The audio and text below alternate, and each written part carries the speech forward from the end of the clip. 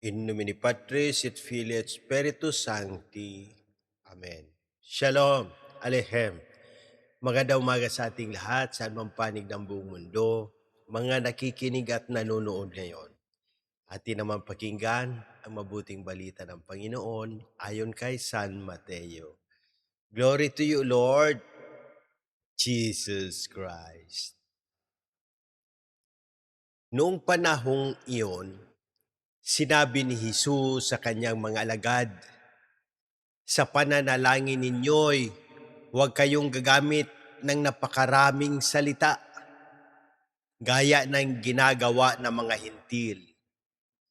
Ang akala nila'y pakikinggan sila ng Diyos dahil sa dami ng kanilang salita. Huwag ninyo silang tutularan sapagkat alam ng iyong Ama ang inyong kinakailangan bago pa ninyo hingiin sa Kanya. Ganito kayo manalangin. Ama naming nasa langit, sambahin nawa ang pangalan mo. Ikaw nawa ang maghari sa amin. Sundin nawa ang iyong kalooban dito sa lupa tulad ng sa langit. Bigyan mo kami ng pagkain kailangan namin sa araw na ito at patawarin mo kami sa aming mga kasalanan tulad ng aming pagpapatawad sa mga nagkakasala sa amin. At huwag mo kaming iharap sa mahigpit na pagsubok, kundi ilayo mo kami sa masama. Sapagkat iyo ang kaharian at ang kapangyarihan at ang kapurihan magpakailanman. Amen. Sapagkat kung pinatatawad ninyo ang mga nagkakasala sa inyo, patatawarin din kayo ng iyong Amang nasa langit. Ngunit kung hindi ninyo pinatatawad ang mga nagkakasala sa iyo, hindi kayo papatatawarin ng inyong Ama. Ang mabuting balita ng Panginoon. Praise to you, Lord Jesus Christ. Pagnilayan natin bilang mga Romano Katoliko,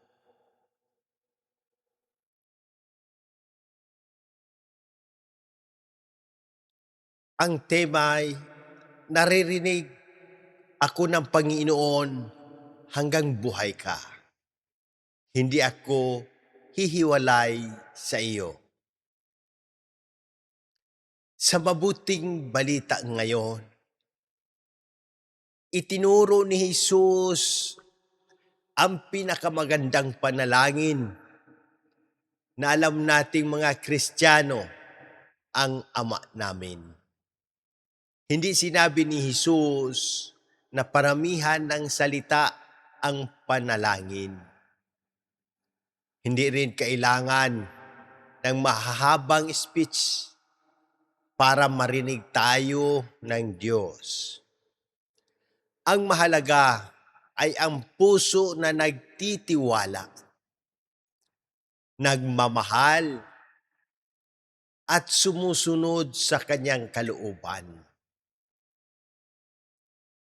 Minsan, para tayong may unlimited data. Sa pagdarasal, mahaba nga ang dasal. Pero pagkatapos ay tayo rin ang gumagawa ng kabaliktaran ng ating ipinagdarasal. Halimbawa, nagdarasal tayo ng patawarin mo kami sa aming mga sala. Pero kapag may kaaway tayo sa Facebook, parang gusto nating i-block hanggang second coming. Nagdarasal tayo ng sundin nawa ang iyong kalooban. Pero kapag hindi nasunod ang gusto natin, nagtatanong agad tayo, Lord, bakit hindi mo sinunod ang plano ko?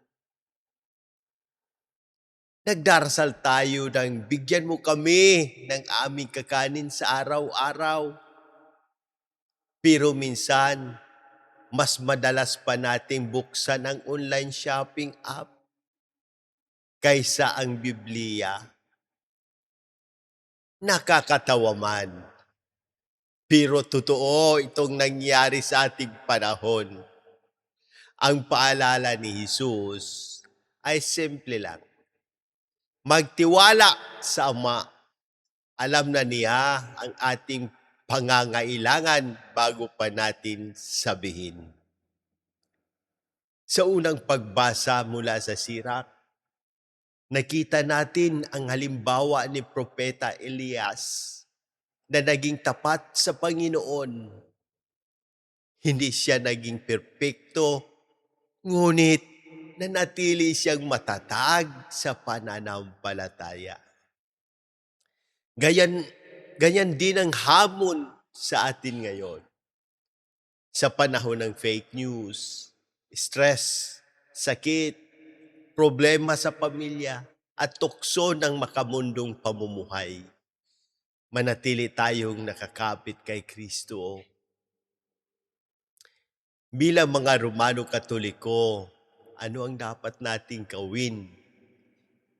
Manalangin araw-araw, lalo na ang Ama namin at Santo Rosario. Dumalo ng tapat sa banal na misa tuwing linggo at mga araw ng obligasyon. Madalas na pangungumpisal at tumanggap ng banal na komunyon ng karapat-dapat. Magpatawad kahit mahirap. Gumawa ng mabuti kahit walang nakakakita. Magtiwala sa Diyos kahit hindi natin agad nakikita ang sagot sa ating mga panalangin. Tandaan natin, naririnig tayo ng Panginoon, hindi niya tayo iniiwan hanggang buhay tayo. Kasama natin siya sa bawat luha, bawat pagsubok at bawat tagumpay. Manalangin tayo.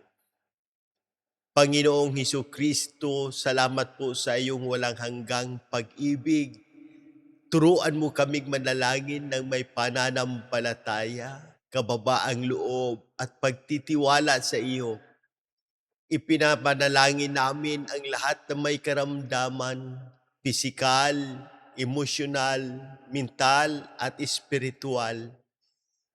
Hipuin mo sila ng iyong mapagpagaling na kamay. Lalo naming idinadalangin ang agarang pagaling ni na Monsignor Ismael, Padre Arnel, Padre Ayan, Padre Lorenzo Woods, Padre Boy, Raul, Jonah, Adela, Fatima, Raymond Lawrence, Faith, Rino, Rochelle, Irene, Josefina, Elvera, Cecilio, Reggie, Mary Ann, at ng aming buong pamilya. Pagpalain mo rin ang lahat ng nakababasa, nakakinig, at nanonood nito na may dinadalang karamdaman o mabigat na suliranin. Pagpalain mo ang lahat ng aming mga pari, seminarista, relihiyuso at relihiyusa. Gabayan mo ang aming mahal na Santo Papa Pope Leo XIV, ang lahat ng obispo, ang aming diocesan administrador, Monsignor Claro Caluya, Sister Sara, Jerry, Erlinda, at lahat ng lingkod ng simbahan. Basbasan mo rin ang pamahalaan ng Pilipinas, ang aming Presidente Ferdinand Marcos Jr., ang Senado, ang Kongreso, upang mamuno ng may katapatan, katarungan at malasakit sa mamamayan. Alalahanin mo rin ang mga yumao, lalo na sina Pope Francis, Janet, Hiram, Padre Cesar, Ami, at lahat ng aming mga mahal sa buhay na pumanaw na. Ipagkaloob mo sa kanilang walang hanggang kapahingaan sa pamamagitan makapangyarihan pamamagitan ng mahal na Berheng Maria.